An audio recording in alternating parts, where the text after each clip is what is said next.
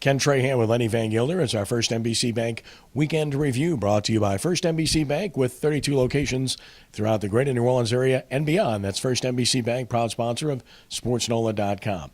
Well, it's been an interesting weekend, first and foremost, where the Saints are concerned because of the release of Lance Moore. The obvious, though not finalized, at least from the standpoint of releasing a release, you got all of that, of Darren Sproles. Lenny, these moves were not totally unexpected. I know some were caught off guard a bit by Sproles, but you cannot be in a position where you don't get this, and certainly there probably will be more moves to come. Well, the first straw, if you will, was the news that came out late last week that these guys were on the trading block, supposedly. And all that means at this time of year, if you're talking about trading somebody, if you don't find anybody to dance with, then chances are you're not going to keep them. The Saints are not in great position, as it were, as it relates to the salary cap, and the league year begins at 3 p.m. on Tuesday. They are under the cap, but they've got to put themselves in a position to be able to make some moves. And where they stand now, they really are very hamstrung in that regard. So, Lance Moore's a guy who was due to make about $5 million in 2014. It's going to be a savings of about $2.5 million against the cap. So those are significant numbers.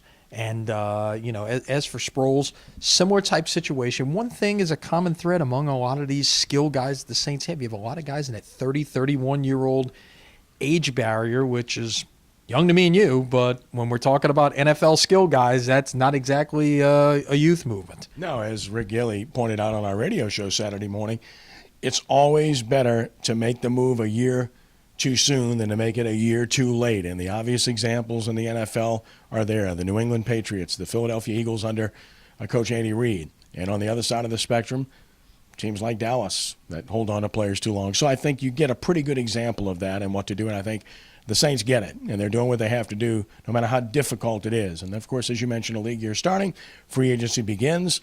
And don't be surprised to see the Saints make a move that could make some noise. Absolutely. And, again, it starts on Tuesday. They can already actually start talking to potential free agents out there. Nothing can be consummated before 3 p.m. on Tuesday, but you can begin to have those discussions with the representatives about possible interest and things like that. But, again, expect some things to happen in the NFL fast and furious come 3 o'clock Tuesday afternoon. Sounds like a movie to me, and a few sequels, by the way.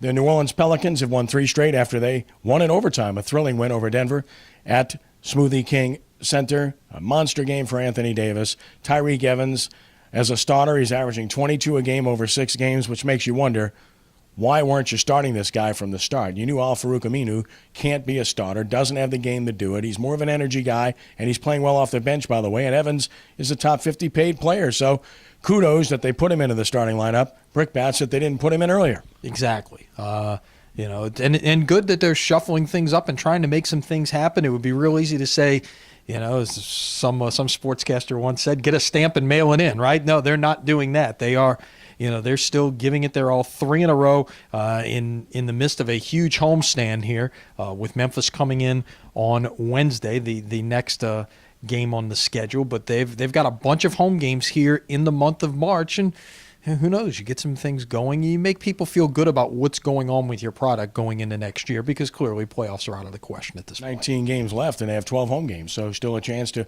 get out and see the Pelicans quite a bit and see them continue to play well, hopefully. Forget about that pick. I don't think it's going to happen, but that's another story. With regard to college baseball, LSU swept Purdue this past weekend. Tulane won 1 of 3 out in California, beat Cal, lost the other 2. Of course, it was UNO winning 1 of 3 against Troy. Very competitive, though.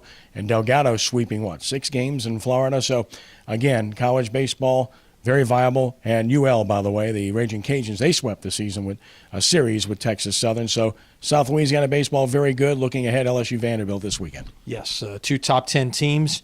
The Cajuns are number 6 in the nation in the new Baseball America poll. That is as high as they've ever been ranked. They are scheduled to come to Tulane on Tuesday night. Watch the weather forecast. There's a possibility that game could slide back to Wednesday night because of rain. High school basketball, congratulations to the Salmon Spartans, winners of their 2nd straight state title in girls basketball in Lake Charles. Beat Warren East in a game effort by the Eagles. And congratulations to the Mount Carmel Cubs, first ever state championship in basketball. Tremendous effort in beating Trahan, who had a great season also. Yeah, it was, and some terrific basketball being played last week in Lake Charles.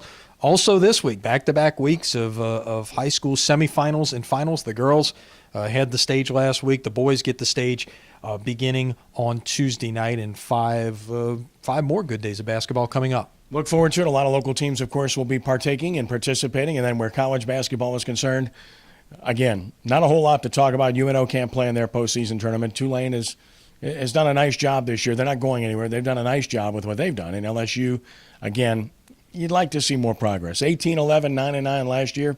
18-12, 9-9 this year, but still a conference tournament. They're in there. There's always that chance. If you put it together for 1 week, that carrot dangles out there, the chance to win the automatic bid. And one other tournament we need to mention, going on right here in New Orleans, the Sun Belt Conference Championships.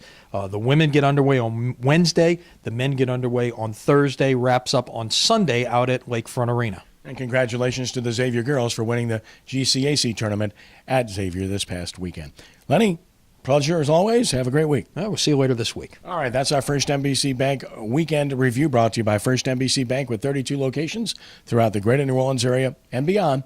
That's First NBC Bank, proud sponsor of SportsNola.com. For Lenny, I'm Kenny. Have a great week, and God bless you.